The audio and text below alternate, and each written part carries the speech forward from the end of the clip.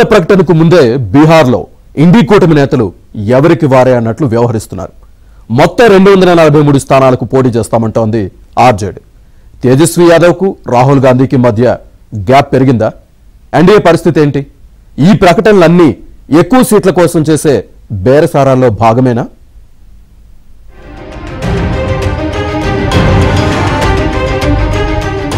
మరో 2-3 నెలల్లో బీహార్ ఎన్నికలు జరగనున్నాయి. ఇప్పటికే ఓటర్ల జాబితా, ఎలక్షన్ కమిషన్ తీరుపై వివాదాలు ముసురుకున్నాయి. ఓటర్ల జాబితా మార్పులు చేర్పులు వివాదాస్పదమైంది.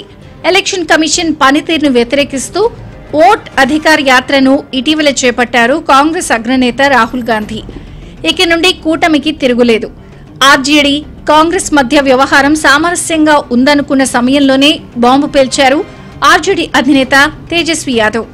ఇండి కూటమి లేదా మహాగఠబంధన్లో సీట్ షేరింగ్ సమస్య వచ్చిపడింది. బీహార్లో ఉన్నదే 243 సీట్లు. కాంగ్రెస్ సహా కూటమిలోని అన్ని పార్టీలు ఎక్కువ సీట్లు కోరుతుండటంతో ఆర్జేడీ 243 సీట్లలోనూ పోటీ చేస్తుందని ప్రకటించారు తేజస్వి యాదవ్. తేజస్వి పోరాడుతారని, ఎవరికీ తలొగ్గరని చెప్పుకున్నారు. అంతా కలిసి పనిచేసి ఈ ప్రభుత్వాన్ని గద్దెదించాలన్నారు తేజస్వి యాదవ్. 17 महीने की सरकार में हम लोगों ने दिलाने का काम किया. केवल यही नहीं, जो 4.5 लाख जो नियोजित शिक्षक थे, बरसों से आंदोलन कर रहे थे, डंडे खा रहे थे, उन पे मुकदमा हो रहा था सरकार द्वारा. उनकी मांग थी कि उनको राजकीय कर्मी का दर्जा दिया जाए. हम लोग जब 17 महीने आए, హేమంత్ సోరెన్ నేతృత్వంలోని జార్ఖండ్ ముక్తి మోర్చా, పశుపతి పరాస్ నేతృత్వంలోని లోక్ జనశక్తి పార్టీలను చేర్చుకోవడం ద్వారా మహాగఠబంధన్లో ఇప్పటికే సీట్లు కేటాయింపు సమస్యగా మారింది.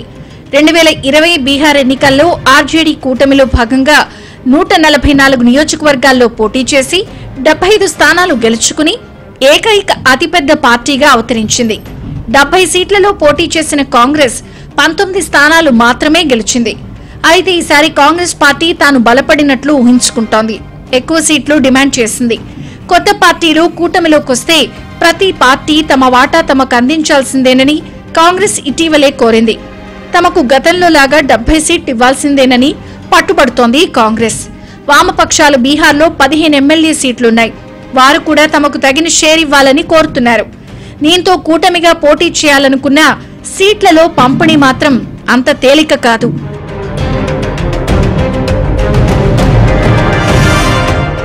రాహుల్ గాంధీ సమక్షంలో తాను కూటమి ముఖ్యమంత్రి అభ్యర్థి అని ప్రకటించుకున్న తేజస్వి యాదవ్ చేసిన తాజా వ్యాఖ్యలు మహాగఠబంధన్లో సీట్ల కేటాయింపును మరింత జటిలం చేశాయి. ఇటీవలే కూటమి సీఎం అభ్యర్థి ఎవరని రాహుల్ ని ప్రశ్నించినప్పుడు ఆయన సమాధానం చెప్పలేదు. తేజస్వితో కొంత గ్యాప్ ఉండటమే దీనికి కారణమంటున్నారు విశ్లేషకులు. అయితే అధికార బీజేపీ మాత్రం తేజస్విపై సెటైర్లు వేసింది. బీహార్ అంతటా సొంతంగా పోటీ చేసే దమ్ము తేజస్వికి లేదని సెటైర్ వేసింది. ఆర్జేడీ అంటేనే పశుగ్రాసం కుంభకోణం, ఉద్యోగాల భూకుంభకోణం గుర్తొస్తాయని చెప్పింది.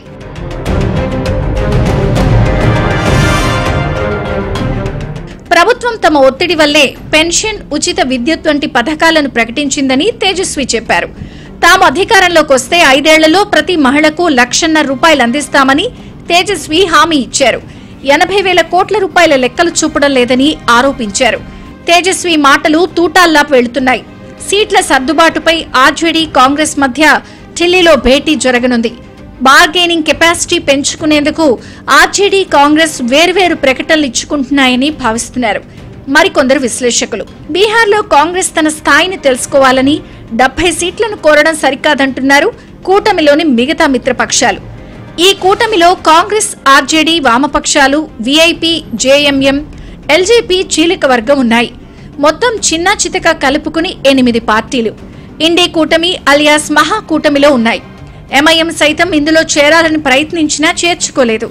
దీంతో బీహార్లోని పలు ప్రాంతాల్లో ఎంఐఎం ఒంటరిగా పోటీ చేయనుంది. ఎంఐఎం ఓవైసీ పార్టీకి బీహార్లో లేకపోతే ఇండియా అలయన్స్లో స్థానం ఎందుకు ఇవ్వట్లేదంటే కాంగ్రెస్ పార్టీకి, అలాగే అఖిలేష్ యాదవ్ సమాజ్వాడీకి, తేజస్వి యాదవ్కి అందరికి తెలిసింది ఏంటంటే ఎప్పుడైతే ఒక ప్యూర్గా Muslim party all India stature ఉన్న నాయకత్వం వాళ్ళకి స్థలం ఇస్తే మొత్తం ముస్లింలు అక్కడికి వెళ్ళిపోతారు, వీళ్ళ ఓట్ బ్యాంక్స్ ఏమి ఉండవు. సో వాళ్ళకి ముఖ్యంగా ఓవైసీని ఒక పెద్ద విరోధిగా చూస్తున్నారు. ఆయన కలుపుకుంటే వాళ్ళకే ప్రాబ్లం వస్తుంది కాబట్టి, ముస్లిమ్స్ చెల్లాచెదరం అయిపోతారు కాబట్టి ఓవైసీని బయట పెట్టి ఆయన ఏదో హైదరాబాద్కి ఒక్క సీటుకు చూసుకోమన్నట్టుగా చేస్తున్నారు. రాహుల్ గాంధీ కొంచెం తేజస్వి యాదవ్ను సరిగ్గా చూడలేదు, యాత్రలో తేజస్వి యాదవ్ సైజు తగ్గించాలని డెలిబరేట్గా చేశాడు. తేజస్వి యాదవ్ కూడా అనుభవం లేకుండా ఆ ట్రాప్లో పడిపోయాడు. కానీ తర్వాత ఆలోచన వచ్చాక తేజస్వి యాదవ్ నన్ను అవమానం చేశారు, ముఖ్యమంత్రిగా డిక్లేర్ చేశారు అని చెప్పి కొద్దిగా స్టేట్మెంట్స్ ఇచ్చాడు. కానీ ఉన్న నిజమేంటంటే కాంగ్రెస్ పార్టీకి తేజస్వి యాదవ్, లాలూ ప్రసాద్ యాదవ్ లేకపోతే అసలు పని జరగదు, అసలు ఇండియా అలయన్స్ కూడా ఉండదు. ఎంఐఎం ఒంటరిగా పోటీ చేస్తుండటంతో మైనార్టీ ఓట్లు చీలిపోయే ప్రమాదం ఉంది. అటు బీహార్లో జోరు పెంచుతోంది ఎన్డీఏ. ప్రధాని మోదీ, కేంద్ర హోంమంత్రి అమిత్ షా లాంటి నేతలు పర్యటిస్తున్నారు.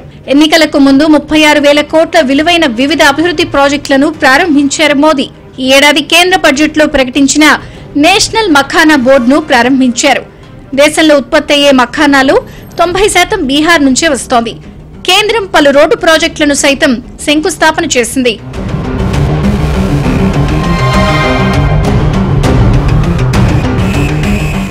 ఇటు ఎన్డీఏలోనూ సీట్ల పంపకం అంత సాఫీగా లేదు. 2024 లోక్సభ ఎన్నికల్లో పోటీ చేసిన 5 స్థానాల్లోనూ గెలిచిన ఎల్జేపీ ఈసారి వీలైనన్ని ఎక్కువ అసెంబ్లీ సీట్లనివ్వాలని కోరుతోంది. లేదంటే 2020 అసెంబ్లీ పోల్స్ తరహాలో ఒంటరి పోరుకు సిద్ధమనే సంకేతాలు ఇస్తున్నారు చిరాగ్ పాస్వాన్. రాష్ట్ర రాజకీయాలపై ఫోకస్ చేయాలి అనేది చిరాగ్ ఆలోచన. బీహార్ ఫస్ట్ అంటున్నారు. 2020లో జరిగిన బీహార్ అసెంబ్లీ ఎన్నికల్లో అవిభక్త్ ఎల్జేపీ ఒంటరిగా 134 స్థానాల్లో పోటీ చేసింది. అయితే ఒకే ఒక అసెంబ్లీ సీట్ను గెలుచుకుంది. కానీ 9 సీట్లలో రెండో స్థానంలో నిలిచింది. రాష్ట్రంలో 5.6% పైగా ఓట్లను సాధించి ఎన్డీఏ కూటమికి నష్టాన్ని కలిగించింది. ఆ ఎన్నికల్లో బీహార్లోని మొత్తం 243 అసెంబ్లీ సీట్లకు గాను 115 స్థానాల్లో జేడీయూ పోటీ చేయగా 43 స్థానాల్లో గెలిచింది. 110 స్థానాల్లో పోటీ చేసిన బీజేపీ 74 స్థానాల్లో గెలిచింది. 2024 లోక్సభ ఎన్నికల్లో పోటీ చేసిన 5 స్థానాల్లోనూ ఎల్జేపీ గెలిచింది. 6% పైగా ఓట్లను సాధించింది. అందుకే ఇటీవలే సీట్ల పంపకాల చర్చల సందర్భంగా తన పార్టీకి 40 అసెంబ్లీ సీట్లను చిరాగ్ పాస్వాన్ డిమాండ్ చేశారు. దళితుల్లో ఎల్జేపీకి కొంత పట్టుంది.